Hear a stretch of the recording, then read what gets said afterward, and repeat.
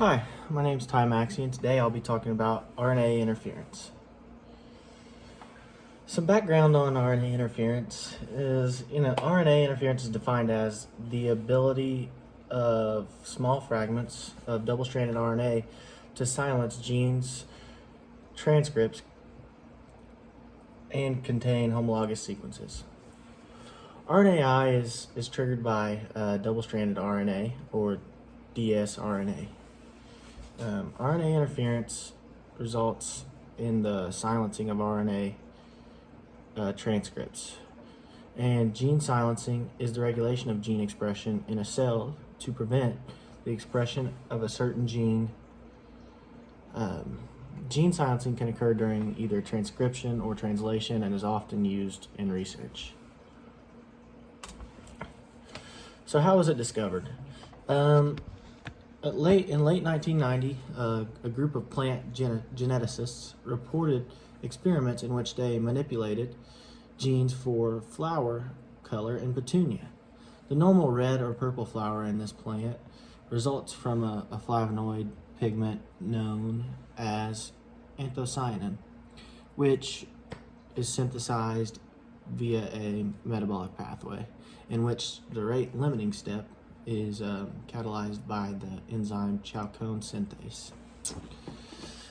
The investigators reasoned that an extra copy of this gene would increase the level of enzyme and thus the amount of pigment, thereby yielding a darker flower color. In the actual experiment, the flower color of the genetically engineered plants were white. The total level of chalcone synthase mRNA was about 50-fold lower in the engineered plants than that in the control plants. And in crosses, reduced pigmentation segregated along with the extra copy of the gene. Not only was the extra copy of the gene itself silent, but also its presence caused the silencing of the wild-type copies of the gene in the same plant. The mechanism of this unexpected gene silencing stayed a mystery until researchers finally discovered that the presence of double-stranded RNA produced such silencing in the nematode worm. Gene silencing by dsRNA is an example of RNA interference. Evolution of RNA response. So the ability to mount an RNAi response is widespread among eukaryotes. And it was probably present in a common ancestor, although this ability was lost in certain lineages, including some fungi and parasitic protozoa. The molecular machinery of RNAi probably evolved originally as a defense against viruses and transposable elements that pass through a stage in which their genetic information is in the form of dsRNA. The silencing effect is highly specific and very potent, requiring only a few molecules of dsRNA per cell to be effective.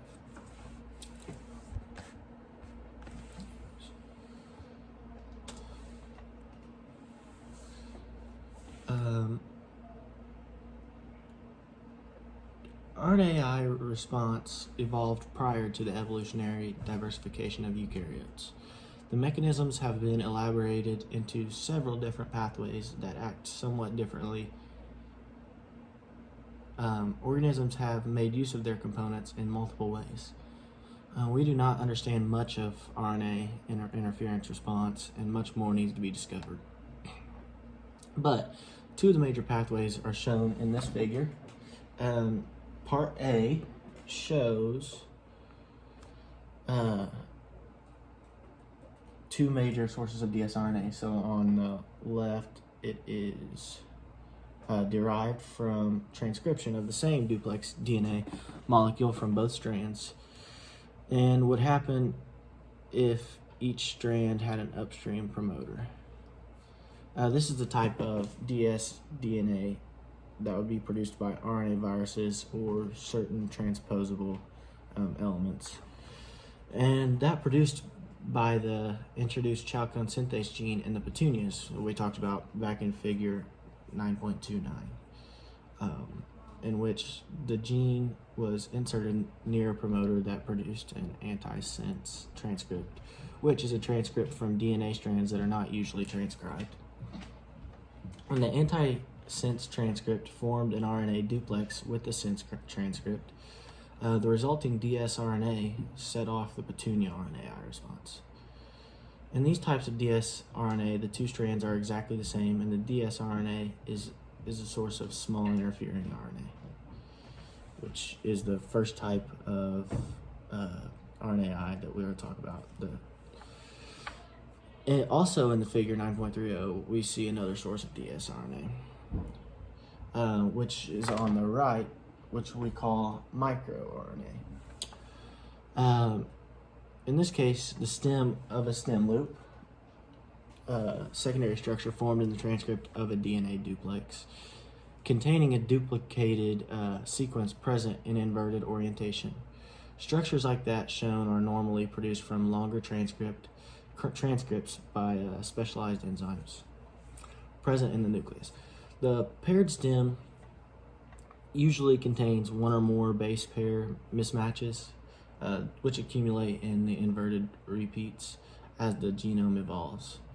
These mismatches are the hallmark of another RNA pathway mediated by microRNA, or small double-stranded RNA, which are molecules that repress translation of mRNAs containing complementary sequences.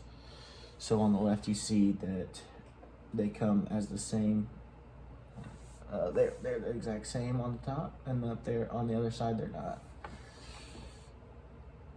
Oh. So, RNAi response functions are not only in regulating regulating targets recognized through dsRNA, but components of the response are also implicated in genome structure and organization. In fission yeast, for example, argonoate protein is required for the induction and spread of heterochromatin. And dicer and other components of the siRNA pathway are used in maintaining and transcriptionally silent state of genes in heterochromatin. The discovery of RNA generated a great deal of excitement in genetics because of its potential in research as well as practical applications. The ability of dsRNA to reduce the level of expression of genes having homologous transcripts is the basis of genetic knockdowns of activity. They're called knockdowns instead of knockouts because the silencing is typically incomplete. The RNAi response affords a method producing the equivalent of mutations that drastically reduce gene expression in organisms that don't have well-developed systems of mutagenesis and genetic manipulation.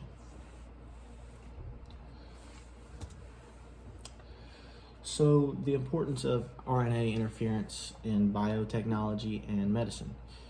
So there's a couple different ways that it affects these two, but in plant biotechnology, RNA interference has been used to reduce the production of toxins, much as chalcone synthase. RNA interference reduces the amount of anthocyanin pigment in petunia, as we learned about earlier. And in medicine, applications include novel therapies for controlling human immunodeficiency virus, also known as HIV, hepatitis, the flu, measles, and some other viruses as well. There's also new approaches to treating cancer and neurodegenerative diseases, which you'll hear more about later when you hear from Anna. Thank you.